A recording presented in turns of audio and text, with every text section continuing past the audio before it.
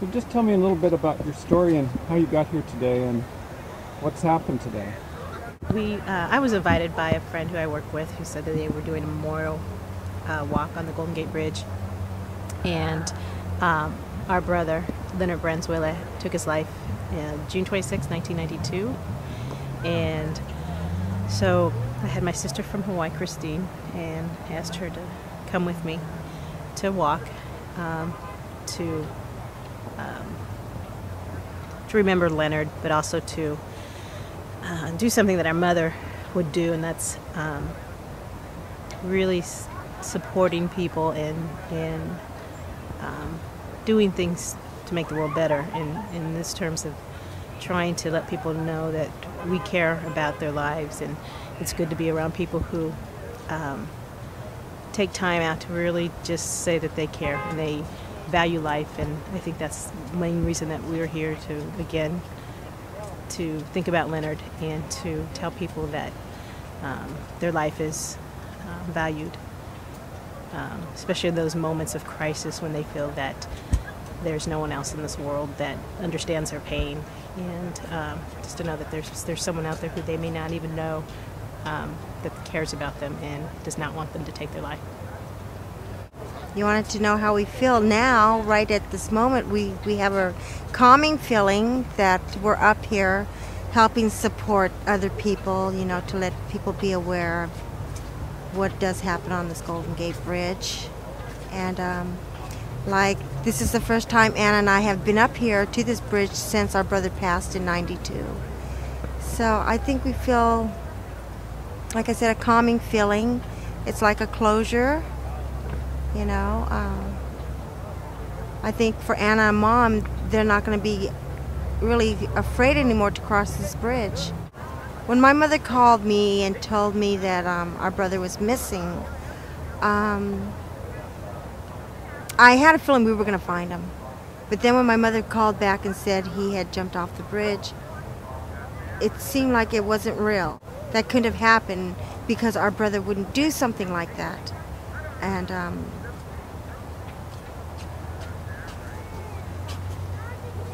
I don't know, it's just how I felt. I just felt empty for years because our answers have, our questions have never been answered. Why? We'll never know. Will we? Never know, but how were you feeling? Empty inside? Yeah, what happened was that my mother hadn't heard from my brother for 2 weeks. Yeah. And she had called me and said that the Highway Patrol had sent a letter to one of his addresses that they had found his wallet on the bridge. So she asked me to go with her to Marin, the sheriff's there, to pick up his wallet. And when we got there, they actually had filled out a suicide report. And so that was the first time we had even heard that they had said that he had jumped off the bridge. And we didn't find that out until July 14th, that he actually took his life on June 26th. They did not notify us, despite having my mother's card and all our phone numbers in his wallet.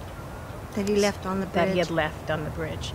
So it was absolutely horrifying to hearing my mom scream when she read the report that they actually had known that he had taken his life, and she was just being notified. Actually, not being notified. We were just going in there to pick up his wallet.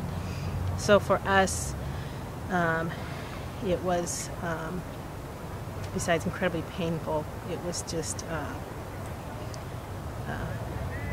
horrible, just the way it just unraveled. And my mom really spent a great deal of her time where she couldn't really grieve. She was trying to find out why this happened, they had not notified the family, and there had been a documentation that they had done, and it had to have been falsified. And so it was a terrible thing. My mom had went to different agencies, so she was dealing with so much of that before she could even begin to even think about the loss of her son. So it was a devastating and very really somewhat paralyzed us in this moment. And and you never get over the feeling or the pain. Somehow you just find a place inside of you to deal with it. It never ever goes away. So in terms of how we feel, we find a place to just remember my brother.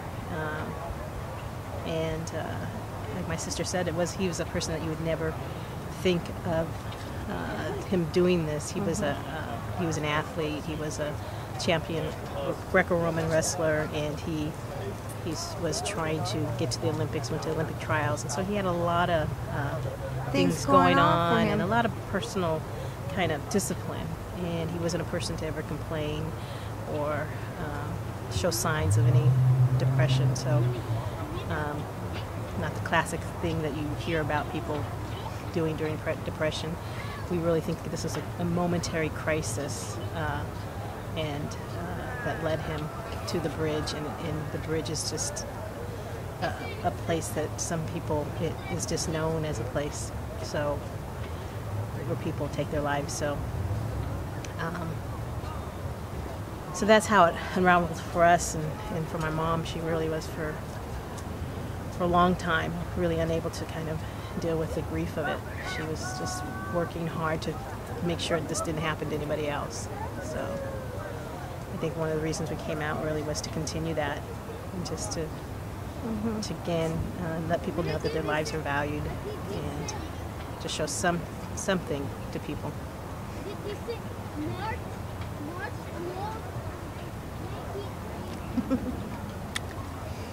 I love you. You're in the arms of the angel. May you find some comfort here.